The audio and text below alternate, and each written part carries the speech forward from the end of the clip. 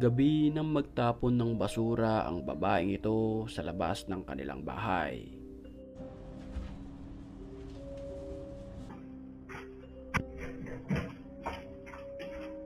Nang makalabas ang babae sa kanilang bahay, lumipas ang ilang minuto at bumalik ito.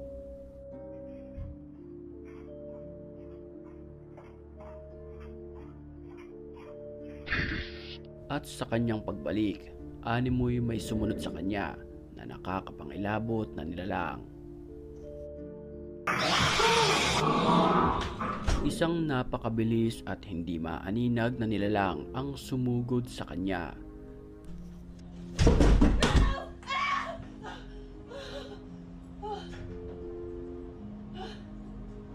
Agad niyang nilak ang pintuan habang takot na takot siya sa kanyang nasaksihan.